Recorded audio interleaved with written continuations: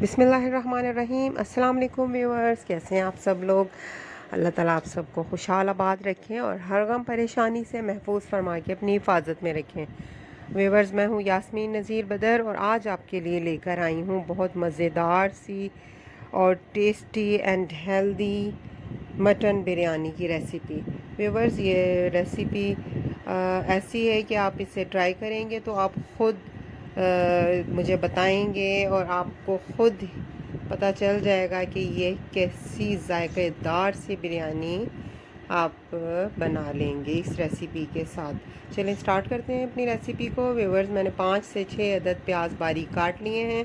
हम pressure cooker में बनाएंगे। इसमें मैंने 1 कप घी डाल दिया है। आप कुकिंग ऑयल भी डाल सकते हैं या घी भी डाल सकते हैं, आपकी मर्ज़ी है।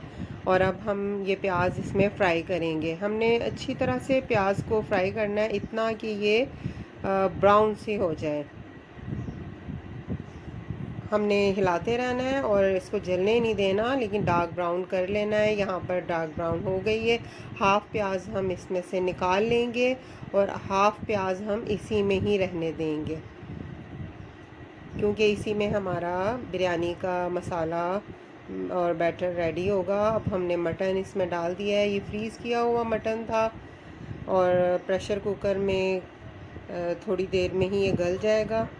अब थोड़ी देर हमने इसको फ्राई किया है और साथ ही हमने इसमें लहसुन और अदरक साबित ही डाल दिया है, क्योंकि जब हम प्रेशर कुकर बंद करते हैं तो वो सब कुछ गल जाएगा। प्याज के बाद हमने टमाटर भी हमने 6 से 7 अदद ले लेने हैं और वो बड़े बड़े टुकड़ों में काट के डाल दिए हैं। और हम इतना पानी इसमें डाल देंगे कि ये गल जाए। और अब नमक डालेंगे 1 टीस्पून, 1 टीस्पून हल्दी का, 2 टीस्पून इसमें हमने सुरख मिर्च पाउडर ऐड किया है, 1 टीस्पून इसमें गरम मसाला पाउडर ऐड कर देंगे।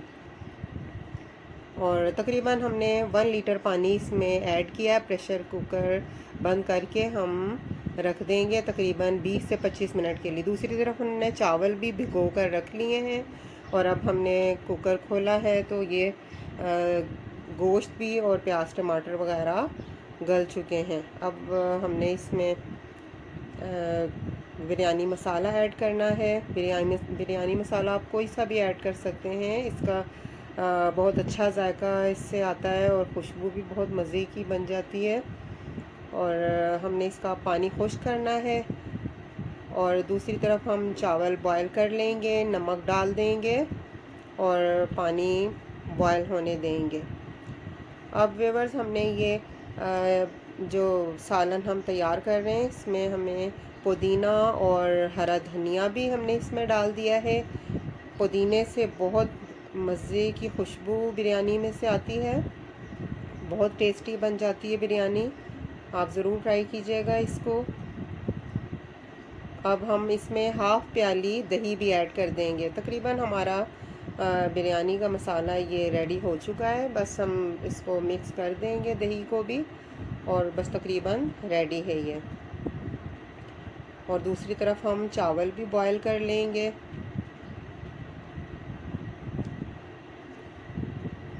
यहाँ पर मसाला हमारा बिरयानी का रेडी हो चुका है, चावल भी बॉयल हो चुके हैं। अब हम देगचे में चावलों की लेयर लगाएंगे और फिर इसमें हम साथ साथ सालन की लेयर लगाते जाएंगे।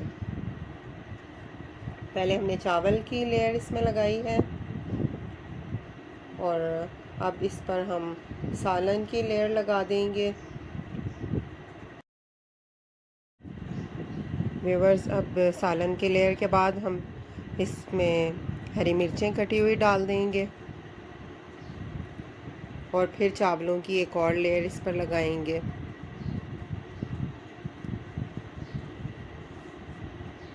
और चावलों की लेयर फिर लगाने के बाद जितना भी अब सालन है वो सारा अब इस पर डाल देंगे और फिर चावलों की एक और लेयर इसके ऊपर आ जाएगी।